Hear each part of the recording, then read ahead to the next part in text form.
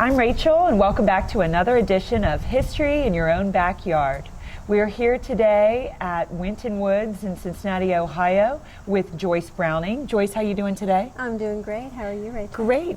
So tell me a little bit about this place. Well, this place is kind of unique in the fact that it is part of Green Hills, which was a project for the New Deal with President Roosevelt, and that it is a green belt community. So we are essentially a green belt park. Winton Woods was first purchased, or the land from it was first purchased in 1936, and then we became Winton Woods in 1939. And before that, it was more or less farmland. So when they purchased it in 1939, what did they do to this land? Well, first of all, the farms that were here were moved.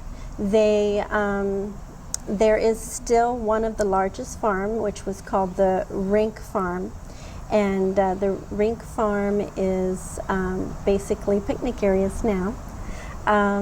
The farmhouse that sits behind our office is the Rinke Farm, which was built in 1866, right after the Civil War.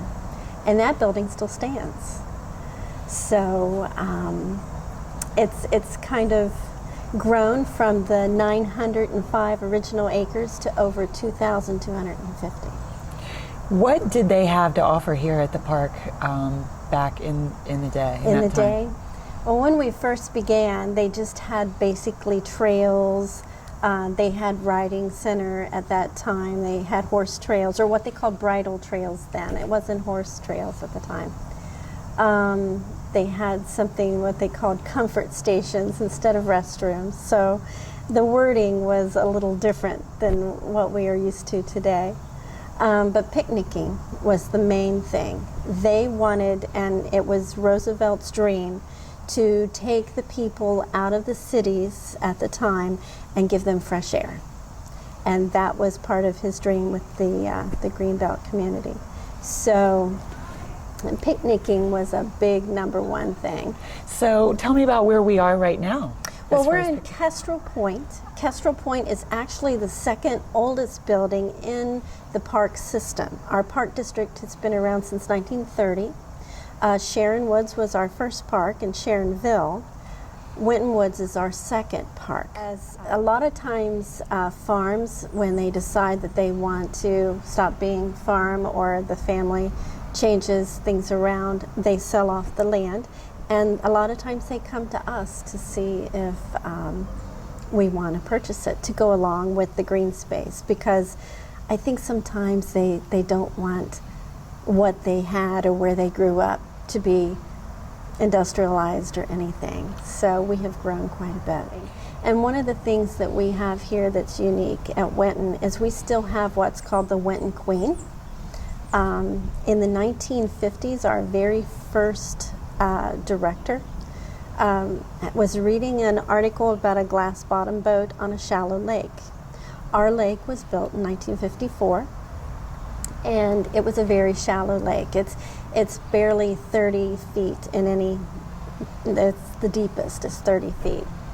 And so he commissioned a boat to be built for this lake. And it was called the Winton Queen. And it, in the day, was a paddle wheeler. But now it is a pontoon boat. And they can take that out and be on the lake. We have a 188-acre lake. So now, one thing that I understand that they used to have here that would be nice to bring back is the archery. Can you tell us a little bit about that? Yes, they had an archery range, which was called Archery Golf at the time. And in the 1950s, it was very popular. We had celebrities like Skipper Ryle was here, and the gentleman who headed it up was the Olympic archery coach. His name was George Helwig. They had big competitions, they had hunting, they had a club that met all the time. Unfortunately, because of the, I think, insurance liability, it has evolved, and now we have archery classes still at Adventure Outpost. Now, we're right next to Winton Road. And as far as I understand, that road has moved. It's moved several times. Yes, Winton Road in 1797, Matthew Winton had a cabin here. And it's basically the cabin set close to where our office is now, on the corner of Winton Road. And Matthew Winton, they said that it was basically a deer trail, a Native American trail, that he decided to set up his home.